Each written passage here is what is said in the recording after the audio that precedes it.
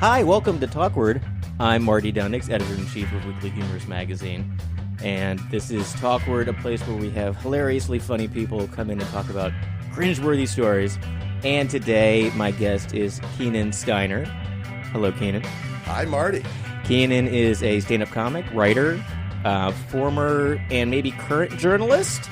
Yeah, I'm still doing that. You're still doing some journalismism? Still doing that. Yep, got to pay the bills, and I like it.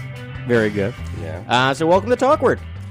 Lovely to be here. All right. Real pleasure to be here. Thank you for having me. No problem. Keenan just performed at the Weekly Humorous Presents Guaranteed Delivery live comedy showcase that we have down at 110 Wall Street once a month. And you closed. I thought you killed. Yeah, thank you. It felt pretty good. I'm glad you thought. Maybe you thought I killed because you had been drinking a fair amount. Yeah, maybe. You were in a good mood. It usually helps. No, I saw your set. I thought you did great. Thank you. And you're also very dynamic on stage. Like, you're a very physical comedian. Yes. Like, yes, you're doing stuff, and you're getting into poses, and maybe we'll put up some of the pictures that the Ukrainian kids took during the show. We ended up meeting up with this whole crew of crazy people after the show, and we went out for an after party. Then we went out for an after party. But this one quiet, tall Ukrainian kid was just taking these like quiet black and white photos the entire night. And then days later, tagged all of us on Instagram, and I got to see what this guy was seeing all night long, like over like 4-hour period. There's like this documentation of us. That's they're like really the best photos that anyone's like ever taken me of doing stand up by this random Ukrainian man. And he was a great pool player. He also said he was a young guy to set the scene. He loves America. He wants to move here. Yeah, and because didn't his friend he won the lottery with the green card? Oh, is that right? Yeah, I think the guy he was with is now here. Like he won. He won the thing. Anyway, but the funny thing is, after the show, he came up to me and he basically implied to me that what I was doing, people were only laughing at because they were scared. That's not true. Yeah, it's like, just he's a foreigner. Like, he's a foreigner. So I was like, no, but you're not from this country. You're not going to get all of our humor. Right. He's like, oh, people either like they either laugh because like they recognize that it's super true and it's super funny, or they laugh out of fear. Like, people they're fearful and da-da-da.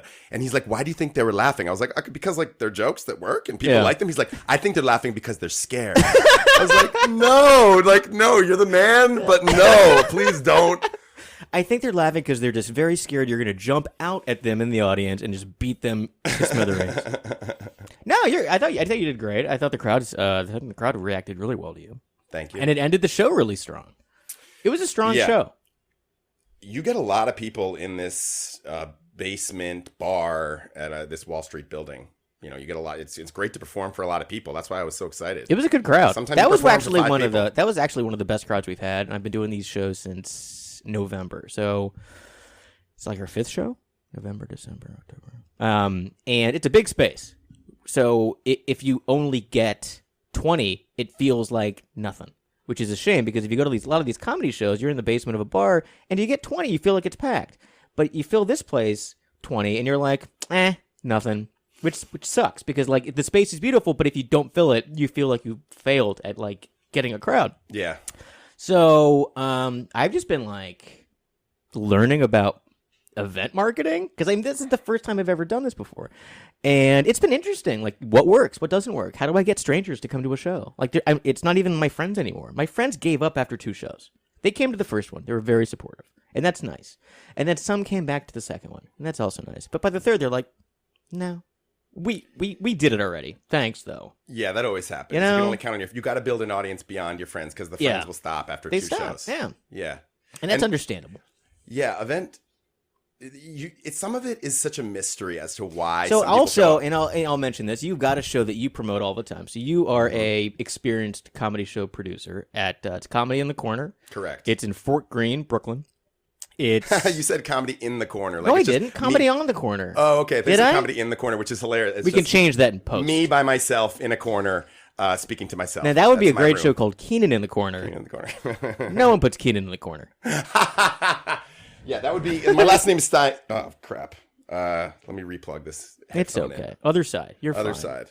You're gonna be okay. That would be like Keenan just ripped his headphones off because he's so physical. There's enough cord there. No, the thing is, Did you put your bag on top of it? There is your bag because your office is full of knickknacks. Oh my god, I'm one of those people that just has like, what's it called? Not knickknacks. You're a hoarder, kind of. But I am a hoarder. And you know what? I just cleaned this office today. What's another word for knickknack that I'm thinking of? Tchotchkes? Tchotchkes. Yes, that's the word I was thinking of. Tchotchkes. Yeah, I'm a guy that has tchotchkes. Like my desk has just an array of different coffee mugs that I don't use. Look at this one. This is great. We sell this in the Weekly Humor store, right? That's a mug. And then... Oh, yeah, I've seen that. Middle finger inside. It's a middle finger on the inside of the mug. You look like a guy that would collect bobbleheads. Oh, where are my bobbleheads? I got a couple at home. I don't think I have any in here right now. Yeah, I have a lot of bobbleheads. Like, I would make a bobblehead doll of you. I have a bobblehead doll of me. Whoa. Yeah. Nice. It was a gift. Who did that? Some company. I don't know. My mom bought it for me because I'm a guy that collects bobbleheads. She gave me a bobblehead. I would just like everyone to know that I guessed that you're a guy who collects did bobbleheads. You kind of pegged me.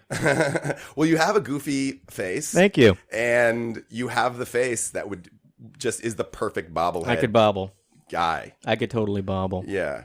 Okay, so back to your show, Comedy on the Corner, which is at Hungry Ghost. It's at a coffee shop called Hungry Ghost in Fort Greene, Brooklyn. Which is a good coffee shop. They have a couple of them all over the place. True. There's one in Park Slope, too. True. They have a little franchise. And I wish that your show was right by the one on Flatbush by me. Because that's a nice location, too. It's a nice location. They don't have a beer and liquor license there, which is... Really? Yeah. I'm not, and I don't... I don't completely know why that is. Yeah. But it could be that they just don't want to invest into it or whatever, I'm seeing that a lot, though. A lot of coffee shops are like, you know what? It's just beer and wine post 4 o'clock. I think that's the way to go. Because if you're already basically, there's two places that sell highly marked up liquids, bars and coffee shops. Like you make one that does both, you're golden, right? Because you got the morning people, then you get the night people. I agree, and also the truth is, like, rent is so expensive in New York. I don't think you have a choice anymore. Yeah. Like, you got to be doing a lot. You got to be staying open. Rent's too expensive. Yeah, these bars opening up for business at 4 o'clock. There's this empty restaurant this entire day. You know what I actually saw them do? They started this system where they will, kind of like a WeWork, FYI, Weekly Humorist's offices and this podcast studio is in a beautiful downtown WeWork location at 110 Wall Street. Use coupon code Humorist to refer me, and then I think you get like 10% off or something like that. If I refer people, I think I get a kickback. Oh, nice. Yeah, that's awesome. So if you're listening, put in referral Marty Dundix, and I'll get 10% off of something, and you'll get 10% off of something. It's a pyramid scheme. It's fine. I really enjoy how shameless you are. You're using the podcast just to literally to build a tiny bit of wealth for yourself. Also, online right now, Weekly Humorist Comedy Shop, where you could buy hilarious mugs, just like this middle finger mug that Keenan thought was absolutely hilarious. Go to weeklyhumoristshop.com. Use coupon code WeWork for 20% off. That's absolutely true. On everything that you buy at the store, you use the code WeWork? Or you could use, I think you can use the code Humorist30 to get 30% off. Okay. Well, but that's a real shop. It actually has fake poop in it. I'm shameless, and the shop is basically what I made on this online thing where you can get a bunch of different items these days. So you can open a shop and you can say, okay, these are the T-shirts that I'm going to sell, and I designed a bunch of T-shirts. But then also you can sell other people's products that are it's called drop shipping, and it's basically I just made myself a Spencer's Gifts is the Weekly Humor shop. It's just like the Spencer's Gifts from the mall. Yeah, the old school store. Yeah, I used to go into. Yeah, and speaking of tchotchkes. Yeah, exactly. All that crap. I used to love that crap. I used to buy all that shit. So my store has all that stuff, so you can buy all that crap. Great. Everyone go there right now. We'll wait. Okay, time out. Just kidding. So Comedy on the Corner. Can I go there now? Yes, absolutely. Go on your phone. So Comedy on the Corner, how long has that been going on? So actually we're coming up on our 2-year show, 2-year anniversary, coming up in March. So yeah, been 2 years, and it runs twice a month. Twice a month is quite a show. Twice a month, yeah. Because I was almost going to do twice a month here, and then it didn't pan out that way. But when it was going that way, I was a little bit hesitant. I'm like, can I really produce a twice a month show? Mm-hmm. Yeah, it's a lot of comedians. It's a lot of work. You know, I started off monthly, and then as it so you started monthly. I feel comfortable now. I feel like I could do 2 a month now, but at the beginning, I was so scared. Basically, you just have to build a following, and I wasn't going to do it twice a month with an empty coffee shop. I wanted to make people like it and people to come. Yeah. So nowadays, twice a month is kind of perfect because I always have, lineups that I really am careful about. That's the most important thing. Lineups that like people are going to go away and be like, that was really fucking funny. How do you find your comics? So I have a co-host, Tiago Macklin, very funny comedian. Okay. And we do it together. Basically, I would say it's a combination of people that I've seen perform at a show that I just reach out to randomly on Facebook, or maybe I've said hi to and like, hey, you'll come on my show sometime and whatever that are like really great. And then we'll get requests as well. And some of those we say yes to. Some of them we don't. We just say like, oh, we'll put you on the list. Yeah. Is that what I should be saying? I'll put you on the list. I've had a lot of people reach out on Facebook, and I don't know what to say sometimes. Well, I don't mean I just say, oh, I'm sorry, we're booked up. Maybe next time or something like that. Yeah, we'll keep you in mind for the future, like something really vague. Yeah, where the future could be like 2020. Yeah, no, I think a lot of people that want to be on it that are comics, because I'm not like some sort of I'm not like like some people know me in New York, I would say, but some people don't. I'm not, and I'm not like a big deal. And so, but I will be after this podcast. But absolutely. But Kevin didn't know you, which was so funny because I booked you. Yeah. And sometimes we mix it up, and I book people and Kevin books people, and I say like, oh, do you know this guy? And he's like, I've never heard of that guy. Mm-hmm. But he trusts me because I'm not just gonna. But I thought you did fantastic. But now that's why it was so funny that he made you close. That is funny. Yeah. Well, he didn't give. You were so scared of it. You're like, am I closing? And I'm like, you're gonna be great. And you were. Yeah, it was fun. You went for it. Yeah. Have you closed a lot of shows? Yeah, I can go anytime. I always like try to be wherever anyone wants to put me is fine. Like because I feel like you got the chops. Sometimes I'm nervous. I got the chops. Of course I got the chops. Yeah. I got it. You got to be confident in this like game. It's a lot. I mean, so much of it is just confidence. Mm-hmm. I mean, it's quality of jokes. But I've seen people that don't have great jokes, but they have tons of chutzpah, and the stage presence is everything. Yeah, so definitely. like you can kill just from like having a great persona. Definitely, I've seen okay jokes, but a crowd that's like loving the guy. They love him or they love her. I think that's part of it. They can like make a face, and the crowd's like roaring. You're like, there wasn't even a joke there, and they were just like killing. Some people are funny, and that's different than people that are. Some people are funny as human beings. Yeah. And that is apart from their joke writing. Right. And so if you're a funny person and a good joke writer, you got a lot going for you. And so like for me, you kind of try to be somebody. There's a lot of things that are going to help you. One, like you got to look like you're having a good time. When you're not looking like you're having a good time, the audience is not enthused and not into it. But also like you're trying to be somebody that people like want to be, kind of. Yeah. Trying to be someone that people like want to hang out with and want or and like see themselves in that guy a little bit. They see see the relatability of the jokes that you tell. Yeah. Yeah. And so what was I going to say? What were you asking me? How to be a great comic? Sure.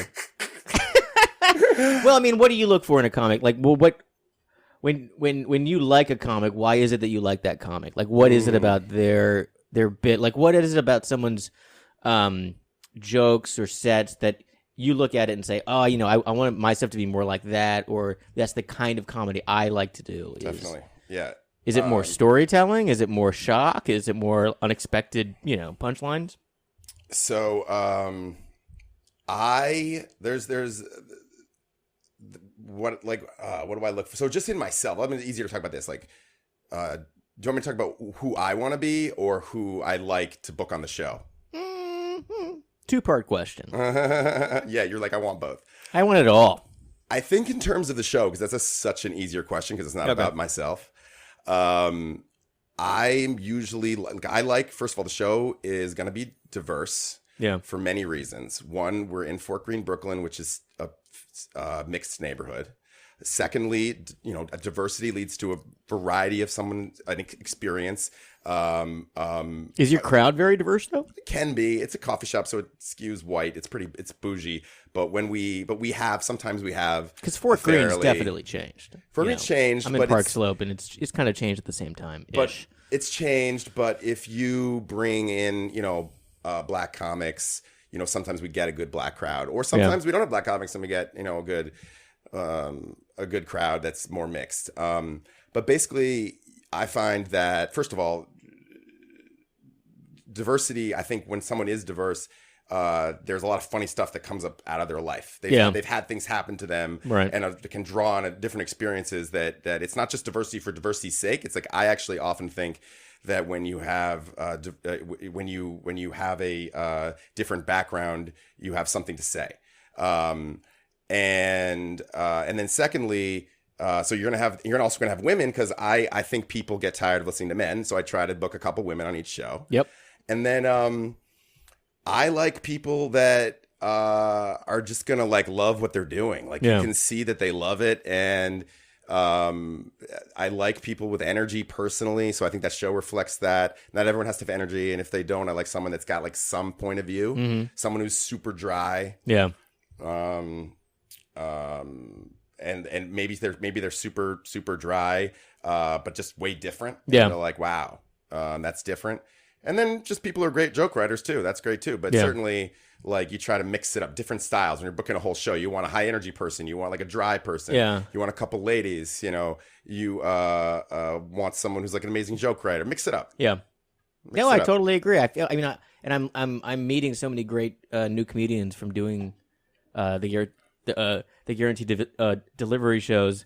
Though, you saw Wendy Starling. Yep. At that show. She's great. Yes. And she's unexpected, and she's just high energy, and she's really creative, out of nowhere type jokes. She's awesome. And then Emma Willman? Emma Willman, yes. Yeah, she's very, very so skilled. funny. She did the show.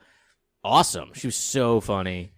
She's killing it. So polished. And you can see where comics are in their development, which is also fun to do these shows, because you're seeing new comics who are trying things out, and then you see people that have done all the late night shows and they have it down and they could do this in a second. They could go up and do their set, and they could do whatever, 10 minutes, 20 minutes, whatever, and they go through it it looks completely spontaneous, but they know that every single word and utterance and pause is completely set in stone. Mm-hmm. You know what I mean? They're well rehearsed. Yeah. Yeah, and yet they seem relaxed. Yeah, those are the people that they're just on another level. Yeah, and they're so comfortable. Yeah, going around and showing up in any show. It seems like they're just comfortable in their skin. So for writing and stuff, what's your joke writing process? Where do you come up? It's all stories. It's a lot of personal stories with you. Oh, in terms of my jokes, yeah, definitely. Well, when did you start doing the comedy? Yeah, I started doing it. Stand-up coming up on 4 years. Started in 2014. Okay, that's pretty new, right? Mm-hmm. It's kind of you're not new, but you're not like a grizzled vet either. Did you find your decision to start doing stand-up very freeing? Like people say doing stand-up is like therapy for them. I don't know. It certainly was freeing. I don't know about therapy because I go to a lot of therapy already, and I've been going to therapy most of my life. Yeah. Is it working? Yeah, it's been great. I'm OCD. Okay. Which. So is my office? And I have anxiety. Is my office driving you crazy? Because I'm not like OCD in the way that's no. This doesn't. I'm not clutter OCD. I need to clean everything. Okay. But I am a little OCD. That would have helped though, because I need some help in this room. But I am a little OCD in the sense of I have little worries if this cord is not making me worried. I'm not worried at all. I'm very comfortable. But I would get worried that this cord would get unplugged because something would tug at it. Yeah. And then I'd think about it too much. Yeah. And then the thinking, it's like OCD is like a cycle of, like unwanted thoughts. That's what you know about. So then you worry, actually, because I have a cocktail of anxiety mixed in. Okay. You worried that the OCD is going to get worse. Oh. So, but I have all that. Don't worry, listeners. You okay? Everybody okay? Yeah, I've been to therapy. Is great. Cognitive behavioral therapy. Let's get into it. No. So anyway, no, but stand up when I started it, I had done improv before that. Like a UCB thing? I did UCB, like all four classes at UCB. It's expensive. $1,600, yeah. For the whole classes, thing? 4 classes, yeah. I mean, you know,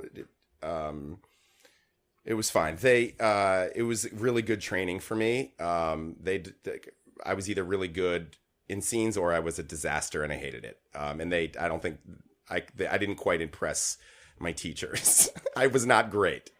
Were you like one of the people that did like the character studies a lot? Like I didn't do the character study. I mean, well, character is just part of your training. Like I had a coach and they teach you.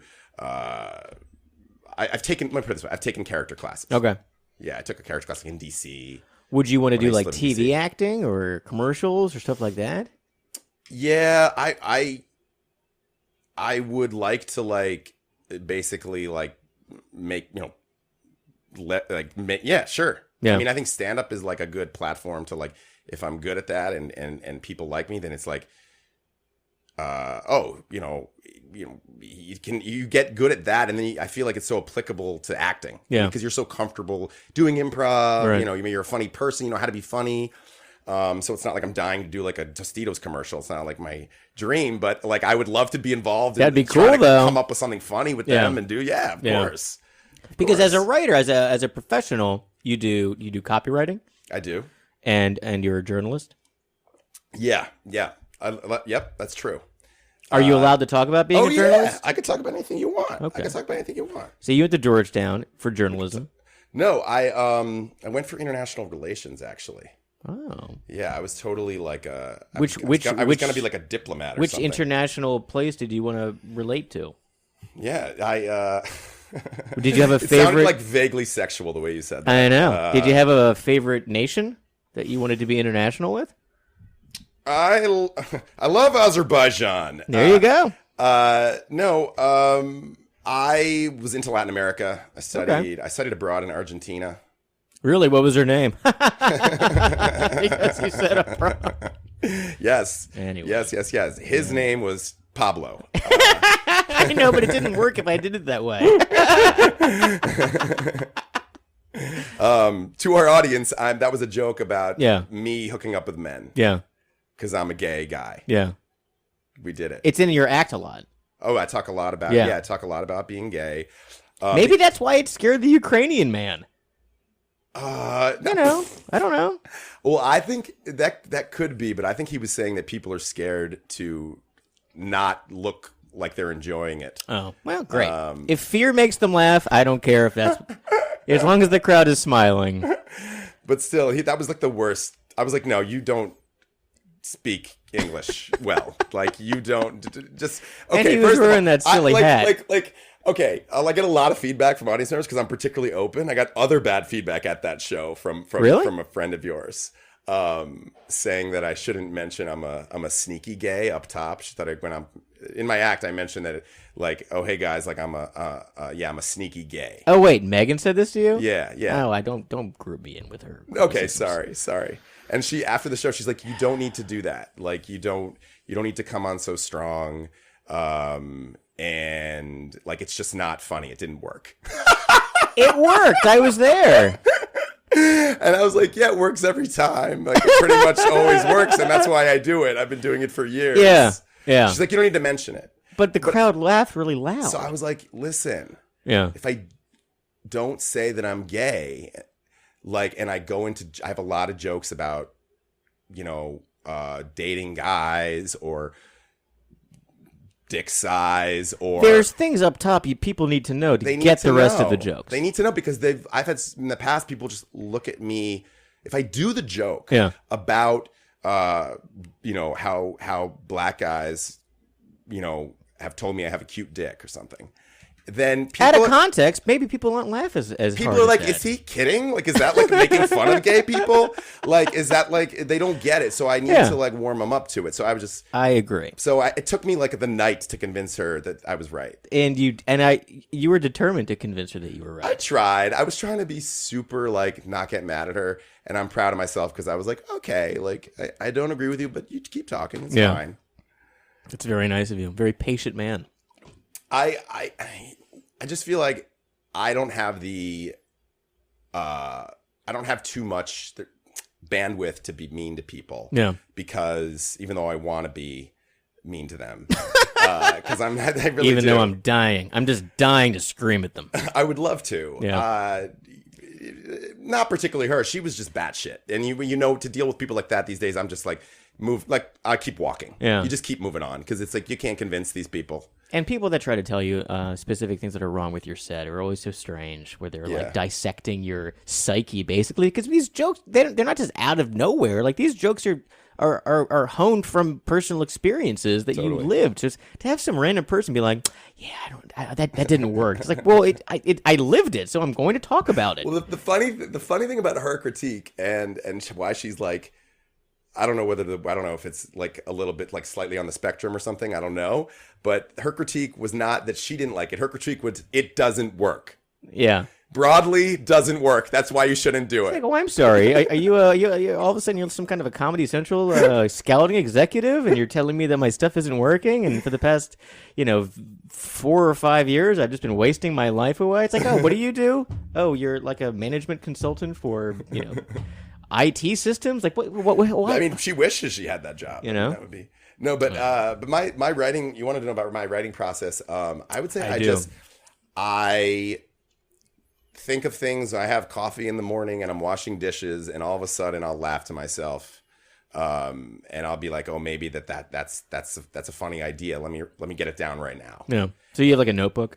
Yeah, I have so many notebooks. I have one currently. I think it's a small notebook that I got from a Japanese Muji store, like a notebook store. I like this company. It's good. It's important for comics to get the right notebook that they like.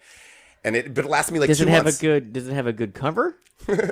No, it's just durable. Okay. Because some notebooks, like if they fall apart quickly, it's like they're falling apart by the time the notebook ends. I have 2 notebooks. Where's the other notebook? No, I can't find it. Marty, by the way, brought in cider, a pitcher of cider for us to drink during this podcast. I had notebook. Yeah, I have a pitcher. Well, it didn't fill up all the way. I actually killed the keg halfway through. It started sputtering, and now it's gone. But I had can we another. just repeat that? This is a co-working environment, and Marty killed the keg. I killed the keg with a pitcher. Well, no, it didn't fill. It didn't fill up the pitcher. I only got this much before it started spitting out foam. Because in our podcast, we needed each to have 4 drinks, and we needed everyone else in the office to have none. None. They get no drinks. No drinks for you. But this is a fun little book that I've been carrying around. I don't use it enough. But it has that kind of like fun strap. Yeah, it looks like a moleskin, and the strap is good because you get to save a page. Yeah. Fascinating stuff. Isn't it? Oh, yeah. Oh, yeah. It's fine. Oh, don't read it. I write about my dreams in there. Do you really? No. Oh, okay. I think this is like grocery list stuff. I don't even think it's what's in here.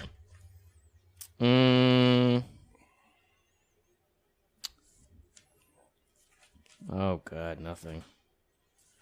This is all sad notes to myself. Anyway, we can throw this away. Okay. So you've been doing the stand-up, you do the writing. Let's talk about the journalism stuff, because I find that really interesting and fascinating that you're... What kind of journalism do you focus on? Well, Charlie. Well, Charlie Rose. No, I... So I am wearing a open robe right now. All right. I've read a lot these days about food and restaurants. I like. Oh, that's so cool! It is fun. I contribute often to Grub Street, the New York Magazine food blog for that. Yeah, it's cool. They go everywhere. Yeah, and basically, do you get to go places for free? No. Well, I mean, like to like review. Are you like? I'm not a reviewer. I write about like the food business, like often, or like I read about like some interesting new trend or something that catches my attention. Like, all right. I've written many sort of more like investigative type articles. Did you write any articles about that Anthony Bourdain thing that was happening in the pier. It was kind of a crazy like. No. Oh, like how was this a sexual harassment story or not? No, he was opening up this like almost like a street food. Oh, right, and it marketplace. failed. Yeah, and it failed. And he backed right. out of it because Yeah. it was like, oh, this is too hard. There's all this bullshit happening. But Yeah. it's going to become something. Oh, I think Google's moving into that space. Okay. But it was supposed to be this really cool open air like marketplace. Yeah, street market. Street it's market. Based on Asian street food. Yes, It was going to be. It sounded amazing, and then he just pulled out. Yeah, it would have been good. It's hard, there's a lot of money that goes into something like that, and I guess and also permits or whatever. So I don't know anything about it, but I guess he didn't do it. He annoys me, so I don't care. Yeah. He's very, very pompous. I'm not a fan of his. He seems pompous, but he also seems like he knows what he's talking about for his shows. Yeah, he knows what he's talking about, and he's he's brilliant. And the shows can be entertaining for sure. And I think most people like him. I'm just like he comes across when he's like on some island somewhere as like the guy that's going to give you this super unbelievable exclusive experience, and no one's done this before, and this is crazy, and I'm such a rogue guy. I'm wild. He repeats this over and over because I'm gonna go for this shrimp because I don't give a fuck. And it's like you're not a rogue shrimp. guy it's for like going for the shrimp. These guys eat this every day, or like it's not even. I mean, you said shrimp, but usually it's like something really horrible with like a head still on it, and he just like shoves it in his mouth. And this is like what these guys eat every day. Yeah, it's what they eat every day. It's like their sustenance. It's like the guy's eating like roasted crickets or whatever, and these guys are like, oh, this is all I eat. Yeah, exactly. Yeah, this is like my bread. They're like offended. He's eating. Yeah. He's like, this is crazy. They're like, this is my life, you ass, you fucking asshole. This is all I've eaten for the last year. So you write for Grub Street and places like that. And one of the reasons I did that is I actually, after I was covering politics in DC actually years ago. Really? Yeah. But then in between, when I came back to New York about 4 years ago, I started working at a nice restaurant, like a fancy restaurant, one of the Danny Meyer restaurants. Okay. So you get all into food and wine, learn about that. And then it was like a natural transition to like, you would learn about the food world. Yeah. And then it was like, oh, I can actually write about this stuff. So I left that job because you don't want to be a waiter forever. And I mean, you could. I mean, it's not bad. It's just it made me exhausted, and then and physically it was exhausting. I can't do all that remembering.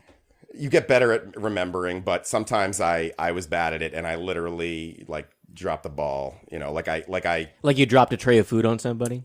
I once spilled hot coffee on a guy's lap, but that was a different. But I one time didn't. I 2 times did not charge people correctly, so people ate huge meals, and the restaurant got $0. Oh, that's the best way to do it. I closed out the check or something, and I thought I had swiped everything and filled in the tips and everything, and apparently I had closed it out and entered no credit card information, and then the people are gone. Free meal. Nothing you could do. Yeah, they're gone. Nothing you could do. They're gone. Yeah. So that was like a real. Talking to. Yeah, I was like, I might get fired for this one. Anyway. It's not a bad thing to get fired from a job like that. No, it's not. I once got fired for Starbucks. I was like, thank God I don't have to clean the toilets anymore. You got fired from Starbucks? What did you do? I got laid off. Oh, just budget cuts? Georgetown to Starbucks. That's really, that's was that your first job out of school? No, So, yeah, I'm 32, and after school, I worked at a newspaper for a little while in Jersey. Okay.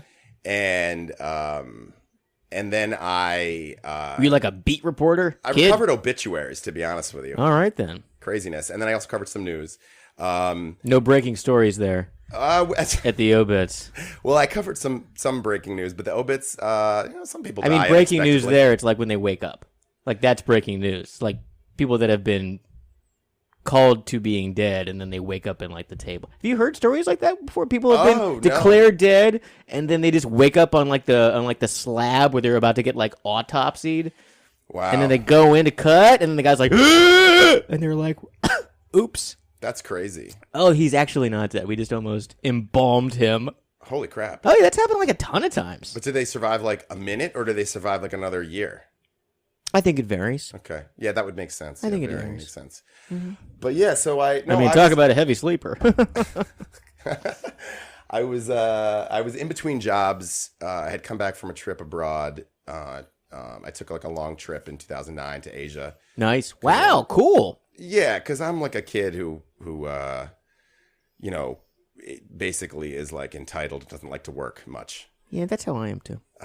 So but I always wanted to, no, I mean, I'm kidding. I also wanted to travel, but I'm also not kidding because I was lucky to have a little bit of money to do that. So I went abroad, had a good time, and I came back with no money and no job, and I'm living with my mom in Pleasantville, New York, where I grew up near there. It sounds pleasant. It's pleasant. Yeah, it's pleasant. And so I was trying to reboot my career in life.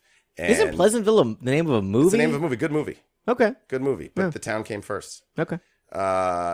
And I was working at Starbucks. In Pleasantville? In Pleasantville, New York. Yeah. Okay. Yeah. And they laid me off because the district manager wanted to look better. Because when you decrease man hours, you look more efficient.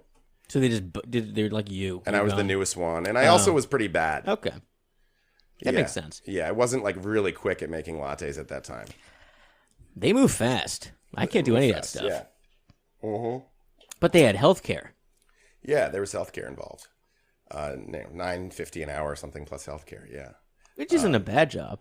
I mean, it doesn't do much for you. It makes so little money. Yeah. I don't know what they get paid now. Probably, But, I would say probably like 12. Probably, yeah. But I mean, that's not a huge increase from 9.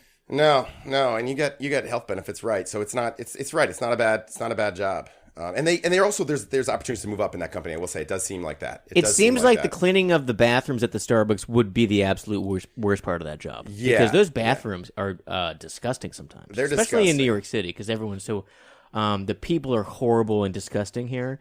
Who end up like falling asleep in the Starbucks bathrooms and shit like that. So you go in after waiting forever to go in the Starbucks bathroom, and you like have to type in the code because we have codes here. You can't just go to the bathroom. You have to like type in like a 5-digit code to go in the bathroom, and then just like stuff everywhere. Yeah, like a paper on the floor. Oh, just like piles of paper on the floor, and like the toilet's all gross, and you're like, come on, you can't even like flex. It smells. Sometimes it just smells like bleach. Like clearly they're coming in there every hour just to bomb the whole thing. That's fine. I'm all about that. Yeah, that works for me. Yeah. No, they've gotten gross. Even any public bathroom in New York is just going to get disgusting. I don't know how it. So you went from obits. How long were you on the obits? About 5 months, I think.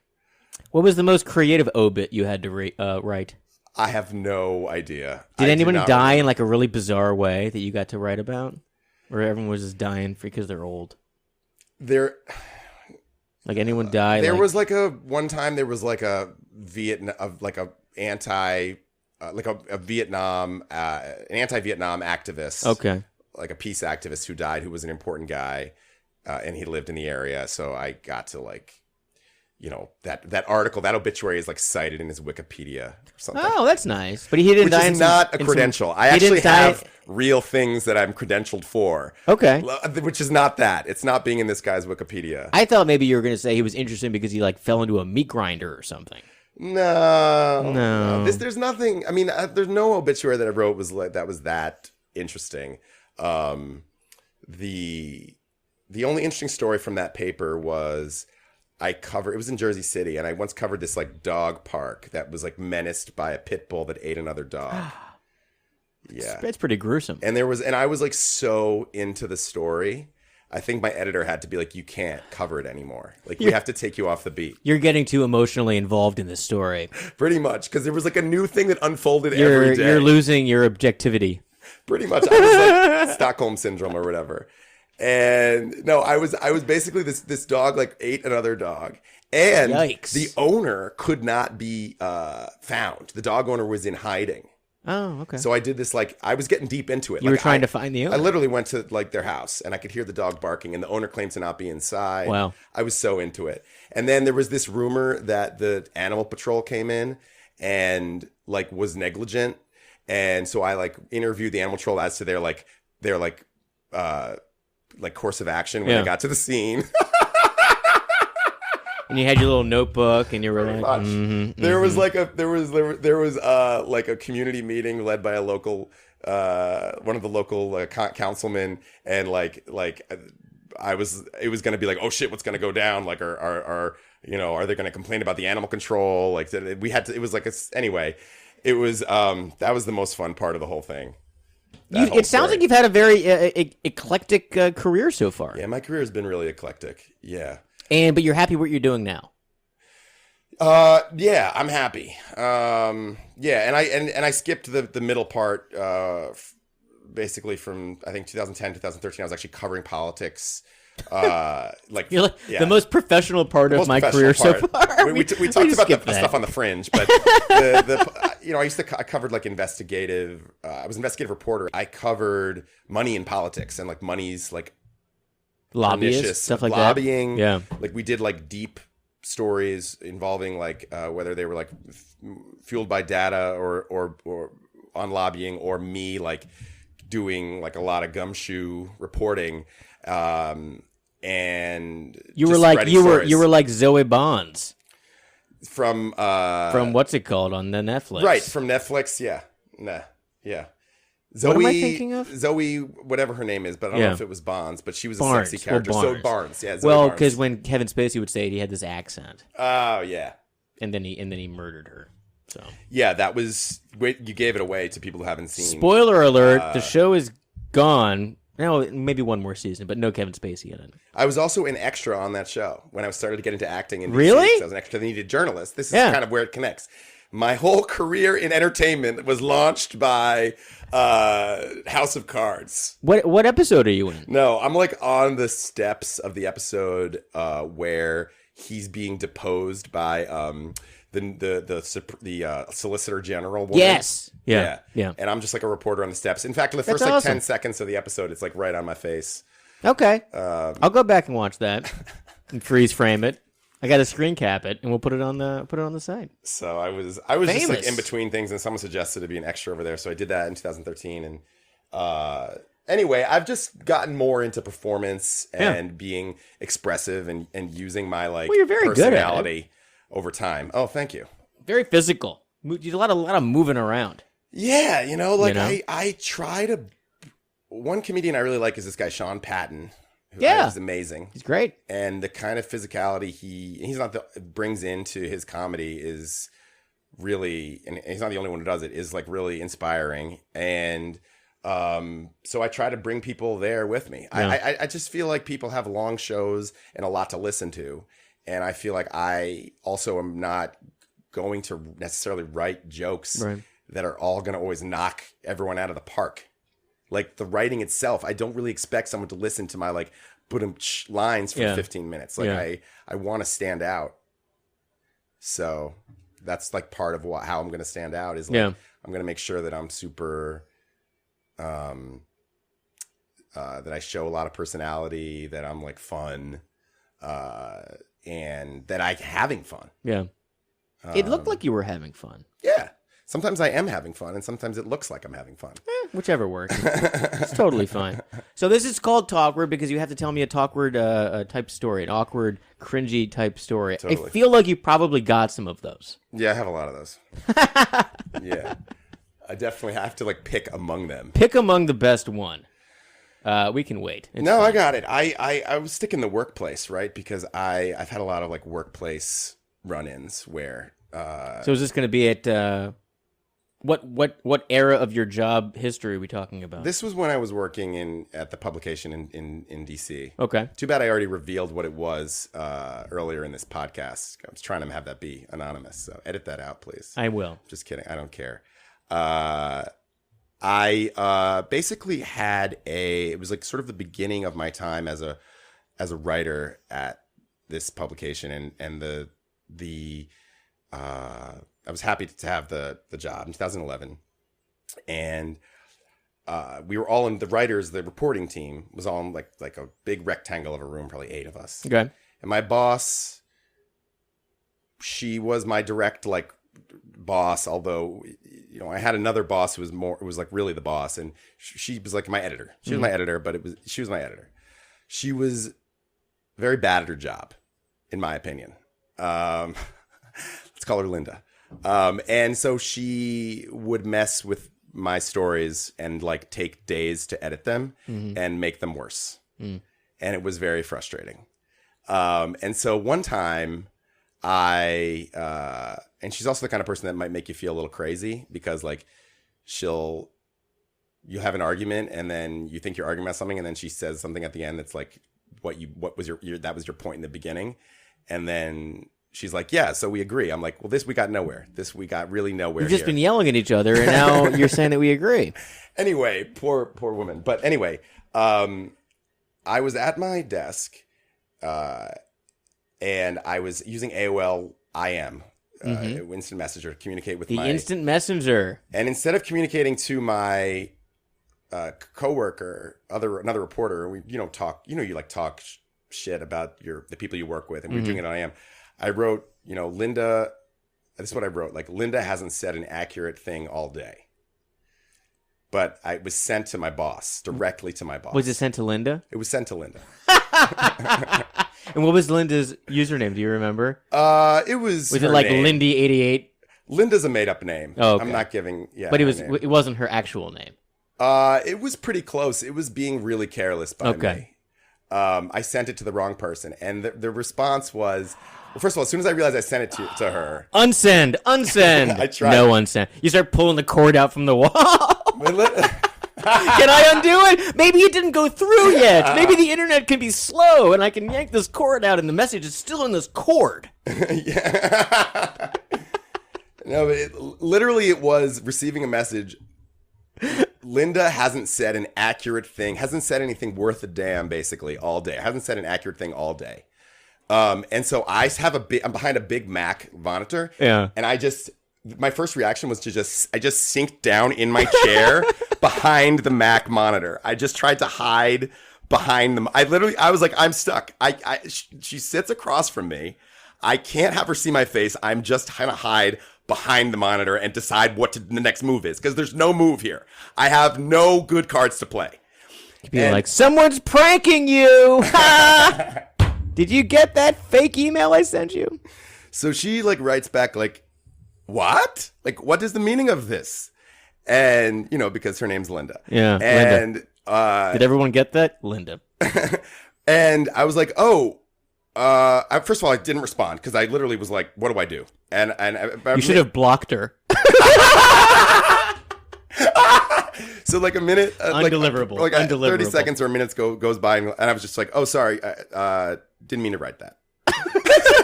That's it.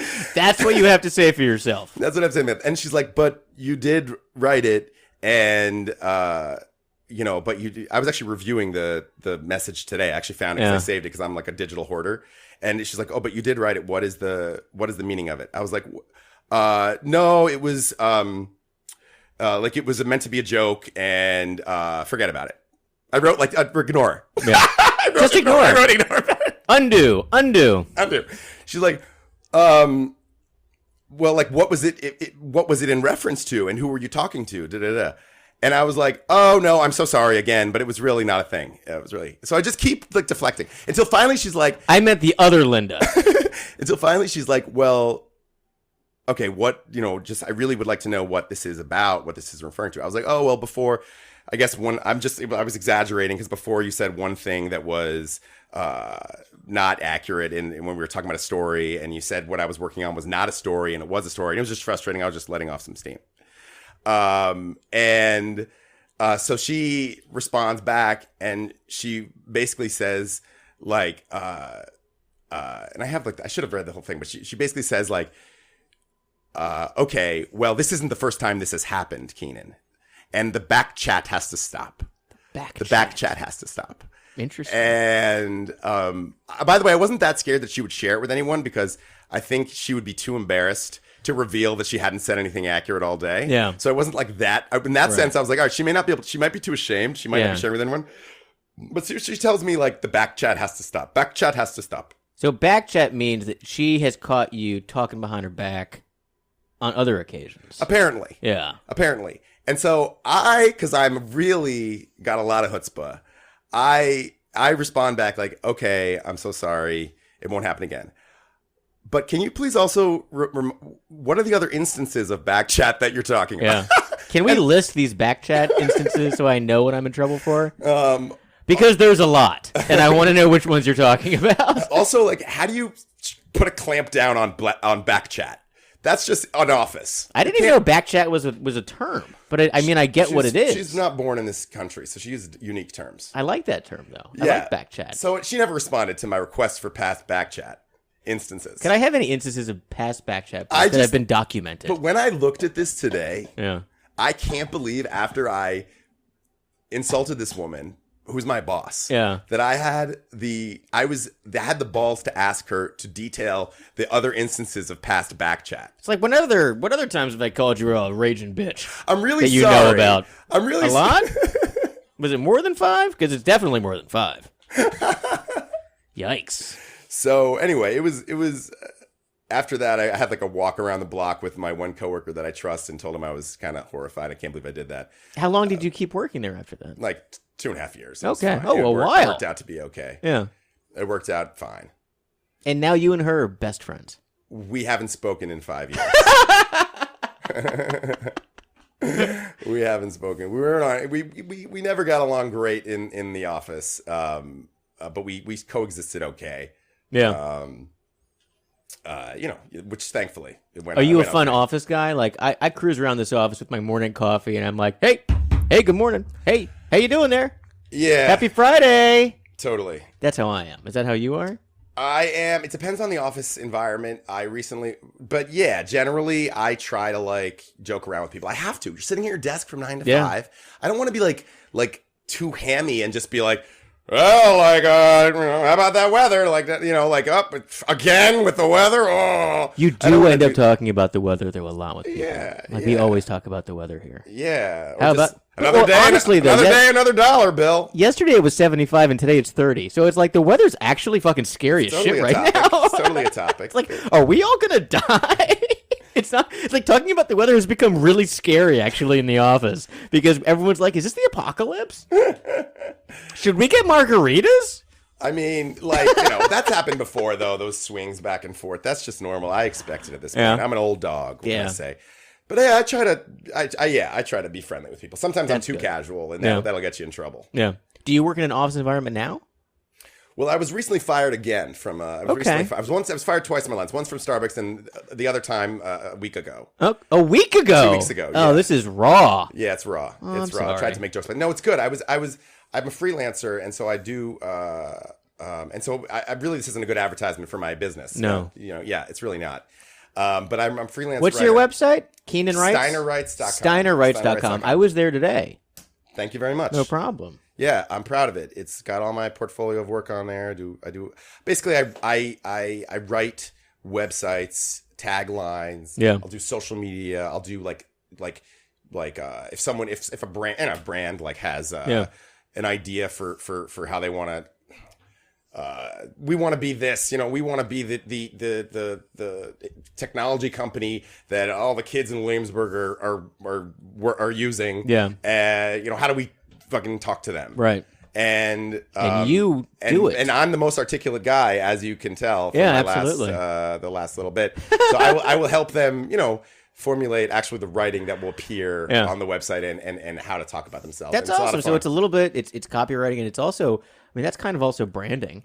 Yeah. So when you're trying to capture a voice of what a company wants their brand to resonate with people. Totally. And they often have an idea about their brand and where they're positioned and, like your weekly humorist and, on my taglines right there, we're the standard in American immaturity. Standard in American immaturity. I wrote that myself. So you're not the standard in American maturity. Not at all. Which, might be a little more the New Yorker. Exactly. I want that bar to be set as low as possible right from the start, right? Mm-hmm. And then we can only get better from there. Yeah. Okay. Like you want to be like the basement, like people go there for like the I don't want the basement, but I want the word immature doesn't have to mean bad. Mm.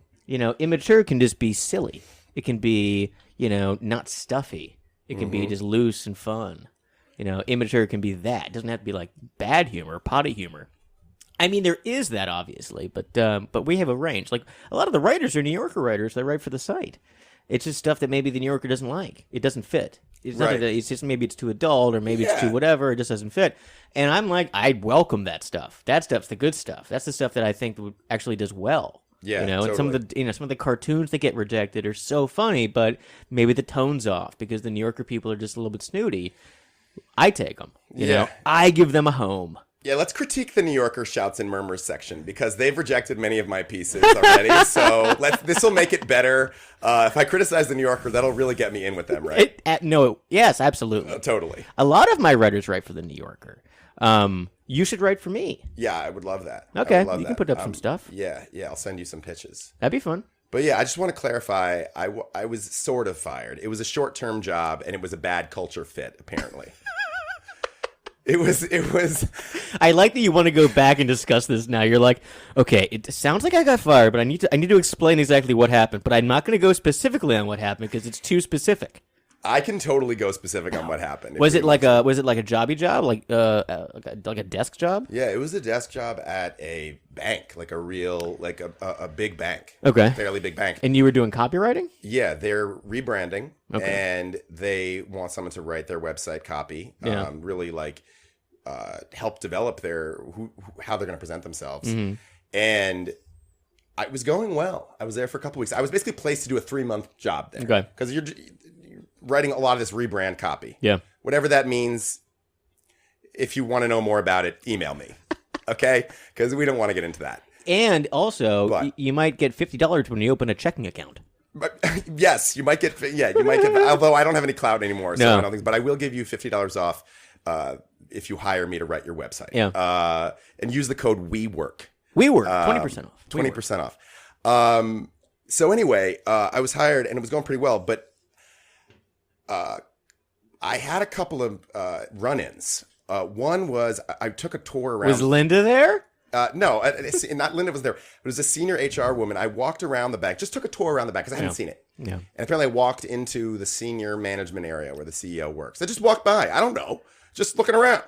And then I got stopped by HR being like, you can't be here. You're not a bank employee. Do you need a tour? You don't know where you are. This is bad. And she wasn't nice. She was a bitch. And she was being a huge bitch. So I walked back to my desk and like, okay, that was fine. My boss said, oh, you're not supposed to be there. I know she acted weird. It's fine. But I got a weird vibe, and it was like, so I was going to walk. That's kind of a strange situation to have in any kind of office. Like, it's very weird. You get like you're in an unauthorized area, but typically, like in this office, for example, if you aren't authorized to get in there, you have a key card and you can't get in there. Yeah. I was just trying to get the lay of the land. So if you're just wandering around, I don't think that's, that punishable. No, and it wasn't. And it was fine. So that was just the kind of the first straw. You're just like a child running around a new space. Exactly. You want to explore.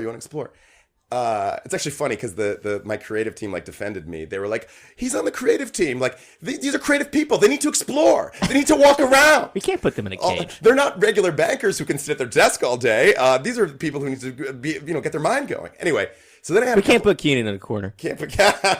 Anyway, the Callback. callback. That's a callback, guys. For free tickets to Comedy at the Corner, use the code WeWork. Anyway, so then the next day I had a meeting to like launch my proposal for the rebrand, and in the meeting, someone I was working with had an idea I thought was ridiculous. Okay. It was an idea basically that said we don't need to say. The person said we don't need to say that there's. I don't know if I should get into it, but I can because it's generic. It's fine. I'm not identifying anybody. But basically, the person said, we don't need to say, I don't want to say what they said. Okay. The point is, I said, are you kidding me? Right. And I'm like a freelancer. And it was, so fine. I shouldn't have said it was a little bit too strong. It wasn't like crazy, but I said, are you kidding me? Yeah. This is what came out of me at that moment. Okay. And then I had apparently the whole meeting, which I thought was pretty fine overall. Yeah. My boss thought the meeting was like awful. Yeah. Like, I guess because I was in a creative setting and I was having a back and forth with this person in a normal way when you're creative, I said, I like that. And I said, I don't like that. And I thought it was normal. Yeah. Apparently, and no one told me this, my boss was very off-put by my manner of like in this meeting. And but never really told me that. Yeah. The next day I have another meeting with somebody where it was pretty good, I thought. It wasn't terrible.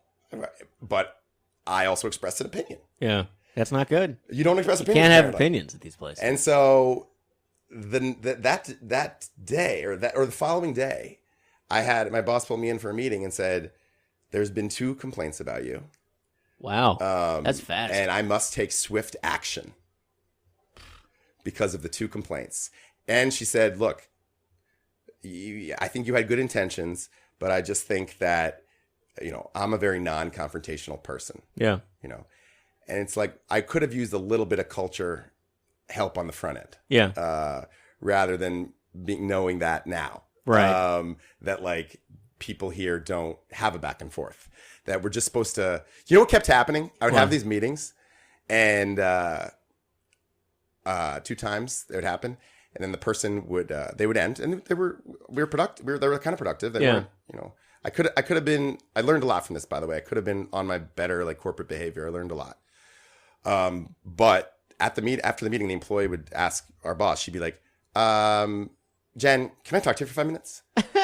Without him. Yes, this happened twice. There would be, and it happened 3 times, where I would finish a group conversation, and then someone would ask for a side talk with my boss about me. Oh, wow. And it was the most passive-aggressive situation I've ever been on. So it was weird. That's weird. It was weird times. I feel like we got 2 Talkward stories in here. We did. At least. I'm really today. Loquacious. I really am. Well, this was awesome. I'm glad you liked it. I did. I thought it was fantastic. Good. I think you're fantastic. If you're listening, please go to Comedy on the Corner 2 times a month in Fort Greene at Hungry Ghost. What's the there's a Facebook group.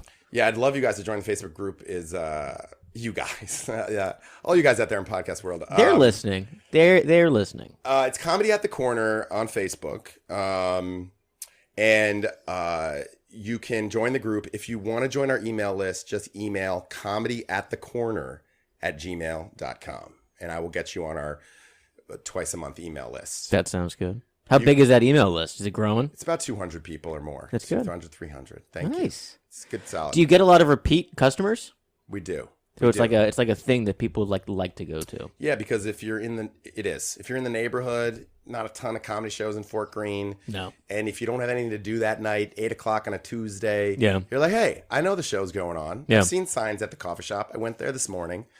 Yeah, let me come by. I want to see old Keenan. And it's kind of old school where it's almost like, beatnik poetry. With if you go to see like comedy in like a coffee shop, it's not some kind of a fancy comedy club. It's not some it's not like the basement at Union Hall that actually has ticket sales and fancy stuff. Yeah, we're whippersnappers. Yeah. It's more a little bit more raw. Yeah, we're and I'm raw. You are raw. It's a little more raw. I mean, we do turn it into kind of a show. We have a spotlight. It's dark in there. We class it up, make it a little, but it's free and very intimate and kind of. It's not going to be like the crowd goes wild. Like have you had any like love connections there where people have met people?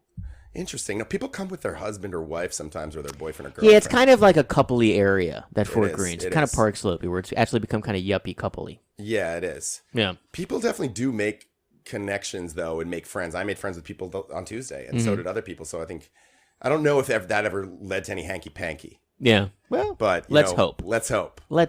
Comedy is an aphrodisiac. I've had it is. I got some last night after my performance. So. Oh my God, we didn't even talk about your performance. What's this place called? The Box? The Cage? The Box would be a little more of a lesbian bar, probably. That's true. So what was it? It's called the Toolbox. Oh, which could be lesbian as well. I was pretty close. Yeah, you were close. I was in the Box House. Yeah, you were pretty close. You were, right. Yeah, you were in the Box House. Yeah, I was. So it was called the Toolbox. It's called the Toolbox. It's the gay bar on the Upper East Side, and you perform it's the first time they did the show. Shout out to Gina Bloom and other comedians who did a great job running it, and it was a lot of gay comics and 1 or 2 non-gays, which we accept the non-gays. Yeah. And then we were performing. We were performing in a cage that they have there. Which is kind of cool. This is the kind of cage where I'm thinking like a go-go girl would be dancing and like a club. Is that about right? I was expecting like an actual enclosed cage. That's what I'm thinking. Yeah, I wish it was that but also I'm glad it wasn't because it could have been terrifying. So no, it's open on one side. Thank God. Oh, that's nice. But there's bars. There's bars, so you could. It's very it's metally. Metal bars. Wow. Metal bars. So it's great being in a gay bar. Because so you have your microphone and you're standing in a cage, yeah, and you're just doing your set. is the cage like swaying from a hook? So I guess it's more technically it's a small stage, about 4x4. Okay. And on one side there are these silver bars. So maybe, it was advertised to me as a cage. If I had to look at it, the first time I looked at it, I would just look like, yeah, there's bars on that stage. That's fine. I was just, it seemed dangerous if it was like you were hanging from a hook with a chain. And you know what I'm thinking? Like when they're like, like that. Well, it is a little dangerous because I'm a physical comic and I moved around a little bit up there and I got a little scared. Yeah. It did get a little shaky. It's like a Bond villain trying to kill James Bond in some kind of like a incredibly drawn out murder situation. Yes. I'm sure that's true. Like the cage was slowly being lowered into some sort of a raw sewage situation with like sharks with laser beams. That's a real bomb if that happens. You really bombed if you get lowered during your set. It'd be like Showtime at the Apollo, but instead of the Sandman, you just get murdered at the end of the show. I think that's probably a Japanese game show. Honestly, that's probably a Japanese game show. Probably. Well, that's fun. It was great. That's 3 Talkward stories you told in this episode. Oh, yeah. I'm surprised we didn't start with that. What I think is interesting, Keenan, is I asked you for a Talkwardly cringeworthy story, and you told me a story about an AOL instant message to your boss, which was uncomfortable. And then by the time we ended, you were doing comedy at a gay club in a cage. And you didn't start with that. That was your, third story. Third story. Like, oh, my God. This one's fine. Yeah, it ain't AOL instant message humor, but I was in a cage doing comedy last night. Yeah, I was in a cage and exactly. And it actually, to be honest with you, I got stories for days. I had to have sex with, not sex, but I had to mime having sex with a guy for a video once, and I got hard, very awkward. Yeah, that's very weird. That was real awkward. Yeah, I bet because you're like over the pants, but it's like wow, now he knows what that feels like. That was weird. Anyway, I just want to tell you my whole life. So there wasn't a love connection then? No, it was just literally like friction. Oh. But yeah, on the cage, it did get awkward because I literally was like so desperate last night. Can I have some of that cider? Yes, I'm pouring out the cider. I was so desperate last night that I was like literally kind of flirting on stage with a hot guy I wanted to hook up with later. Isn't that the whole point of being Mr. Big Time Comic though? Is to be able to be like, I want to get laid. I didn't give a fuck last night. Last night it really was. So did you actually met somebody last night? Yeah. Good for you. I really crushed it last night on that front. Good job. Cheers to getting some. Yeah. I didn't get any. I went to bed. Jesus, I went to bed at like 10 after I went to my book club. Wow, that's a fucking good night, right? Compared to I'm having a comedy in a cage and then getting laid. Yeah, you went in the complete opposite direction. I went to book club and then I went to sleep. It was similar in nights that you have. But I'm impressed with you. You do so much, and like you're very social, and you're doing book club. You run a show. You run Weekly Humorist. You have me on the podcast. You love busy people. Week. You seem to love people. I'm just very alone. Yeah, well, this is you're filling it the right way, though. I'm trying to fill it with rather people. than filling it with like drugs, exactly, and being alone in Netflix. Well, because I'm poor, so I really can't afford the drug habit right now. I mean, fingers crossed. But right now, it's just going to be hanging out with other people. That's awesome. Thanks, man. Yeah. So, Comedy of the Corner, you did all your stuff. Where are you performing not on your show recently? Where are you going to be next? Anything this weekend? No, I'm so glad to be going to Mexico on Sunday. Yeah. So I'm going to get out of here. That's go awesome. To Puerto Vallarta for a little bit. Puerto Vallarta is Puerto Vallarta. That's like gay. The place that they would talk about going, oh, we're at port. And it's like the Love Boat. They're like, hey, everybody, time to go to Puerto Vallarta. Coming out. Don't forget. And Captain Steuben says. And it's a very Rick. It's an old destination. Yeah. It was hot a long time ago. It was really big in the 80s. I bet that, or like I can imagine like Jacqueline Kennedy going there a long time ago or something. But it's not really hot anymore, which is kind of why I like it. It's not Cancun. Right. But it's beautiful, and it's also happens to be pretty gay, which is great. That's great. It's a beautiful place. And you're rolling solo? I love doing that. Yeah. I get away from everybody, and I can just be peaceful, and I love meeting people. Probably like you do too. You're very social. Yeah, I'm an affable Al. You can call me That's what my friends call me. How long are you going for? 13 days. Holy shit! Yeah, I get the hell out. That's a vacation. Yeah, I haven't had one in a long time. like a proper alone. And you're vacation. like, you know what? I just got fucking canned. I'm going to Puerto Vallarta. Yeah, I'm gonna make lemon with the with getting fired. Make lemon with the getting fired. That makes Absolutely. Doesn't that make sense? No, crowd? you're making lemonade. I know. I was gonna say I'm gonna make. I was trying to make a joke of being like, when you get fired, someone you gives make you lemons, lemonade. When you get fired, you go to Puerto Vallarta. You squeeze getting fired into a Mexican vacation. So much of my humor of like part of what I want is always like I want to do like Will Ferrell type thing. Yeah. Just say really dry things that make no sense. Was like that was my favorite thing so long ago. Hand up. That was him doing Harry Carey. Oh, totally. So I'm a big fan of it. So I'll just try to be like somebody like pass the cashews or something. Absolutely. You know what I mean? Something like that. If the moon was made of cheese, would you eat it? I think that was a line like that. I can't remember. Well, this was so much fun. I'll have to have you back on the podcast, obviously, because you have nothing but stories. I would love that, man. So we'll and have when you I back launch on my here. podcast, We're all going to have podcasts soon. The only way I'm ever going to see my friends is if they're guests on podcasts, or I'm a guest on their podcast. I know. We're all busy promoting ourselves. It's And a no sad one's world. listening. I know. Well, that's the annoying thing about everything. And I get very, not annoyed by it, but everyone's on the social media. I'm going on a tangent, but I try to like other people's things as much as I possibly can. Mm-hmm. You know? Yes, I do that as And well. I don't do it because I want them to like my thing. I just want to do that because I want to do the minimum amount to be still friends with them. You know, but I want to at least show up for that. That is okay. That's first of all hilarious and kind of sad because that's a really bad way to be a friend. I know. That is like that is the most superficial way to be like I'm somehow still connecting. But to it's them. something.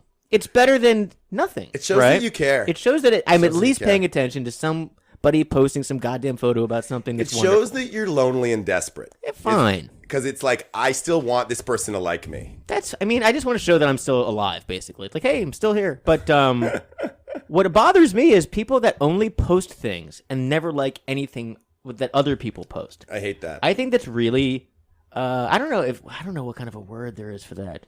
Selfish. You've been to the therapy. You know all the words. I guess it would be selfish. Yeah, I mean, That bothers I would me. say you have rage, and I don't have I'm rage. kidding, I'm kidding. I just see, like, I'll see friends. I'll like stuff, and I like everyone's stuff, and then I'll put up something that's promoting maybe the new company or a show or whatever. Yeah. Or I'll invite somebody, and it's like they don't even give me that because I know how little effort it is to like someone's stuff because I do it to them. It's like, come on, just at least pretend like you've paid attention to my existence in the past like couple of years. It's like, Yeah.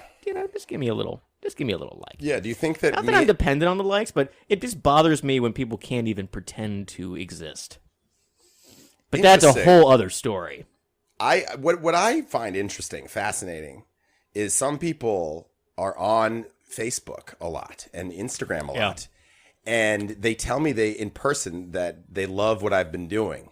And they never like anything ever, but they're on the platform. So that's even worse. So you know that they're seeing it, they just are purposely not liking it. They aren't likers Yeah. of anything. I And like don't everything. know why. So they're on the platform. They love watching. They're kind of creepers. These people are kind of creepers. Yeah. And they don't like getting involved. And for whatever reason, they have made a decision to not show people that they're there.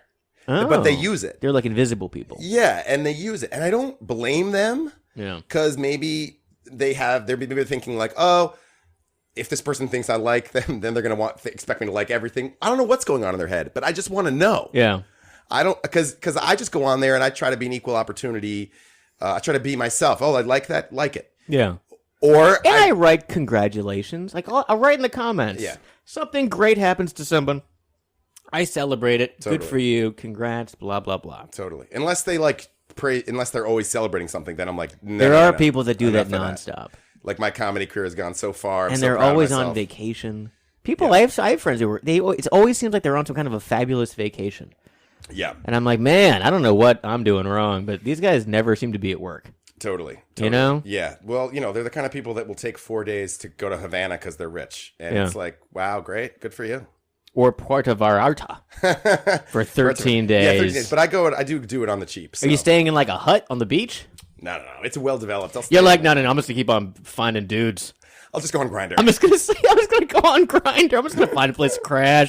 You know me. You know how I roll. Yeah, I'm pretty. That does.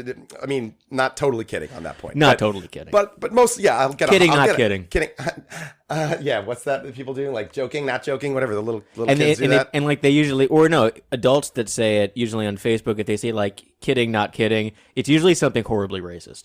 Oh, okay. If it's like a social issue, it's like kidding, not kidding, but I hate black people. You're like, I don't think you're using that right. And I didn't realize my friends were so racist. Yeah, that happens a lot. Yeah. I mean, have you had a lot of surprising people on the Facebook where maybe friends from high school or whatever, and they've become like super conservative? And now you're kind of like, oh, I got to block. I got to block.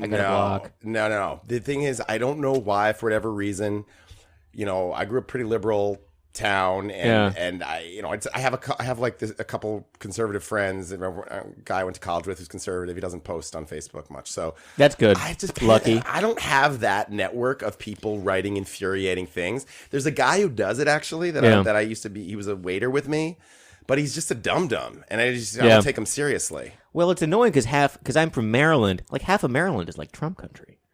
See, right, because you're from Maryland. And so there's like all these Republicans, a lot of like fiscally conservative Republican types, but then also like hardcore Trump types too, like out in the sticks. So a lot of my high school ended up in the sticks, and I was just like, wow.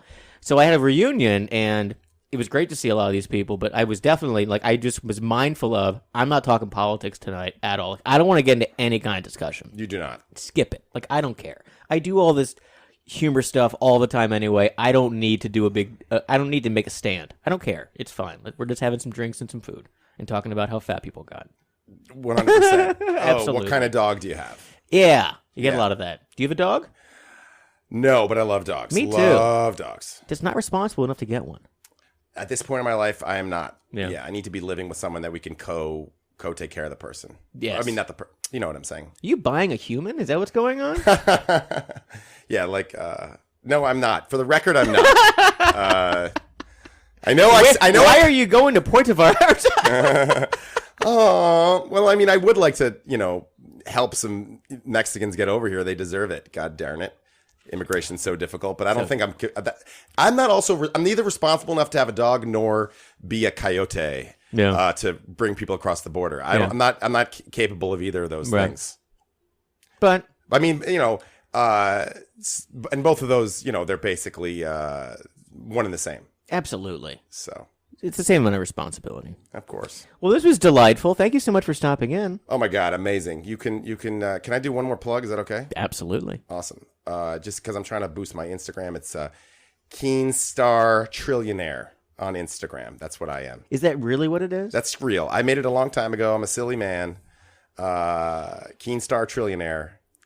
I keep go big or go home. You do. Absolutely. And you are on Twitter at Keenan Steiner. A little more regular. Not Keenan Needs Help. Not Keenan Needs Help. There's a rogue Twitter account that Keenan started a long time ago that you should not follow. But if you type in Keenan Stiener, it pops up first. Yeah. So you might gotta like hide that account. Well, it's not so old. It's just I tried to do like there's a lot of jokes on there that are excellent. I mean, I write the best Twitter jokes. Do you? I found that I really enjoyed the 140 character limit because it made you very creative, and then they doubled it. And now I'm like, this is too many characters. I want less characters. Yeah, that was the art of it, to try to get it concise. You shouldn't go to 280. It was art. Maybe it's good for their money and whatever. Twitter needs to like have good, their shareholders have to be happy. So that was maybe why they did it. Do you have a website? Sad. That company is failing. Sad. Trying to be Trump. Trying to do that Trump voice. I do not have a comedy website. Okay. But your website for work is Steiner Writes. And I don't, but I will be getting a comedy website. Is that what it is? SteinerWrites.com? Yeah, SteinerWrites.com. That's right. So they can check out your copywriting. They should hire you if you're a competing bank that wants a really good available copywriter. He might go into your no zone in the office, but just let him wander a little bit. He just needs to explore. Thank you. So this was Talkward. Thank you so much for listening. I'm Marty Dudnix, editor-in-chief of Weekly Humorist Magazine. Please check us out at weeklyhumorist.com. Subscribe to our newsletter and go to the store.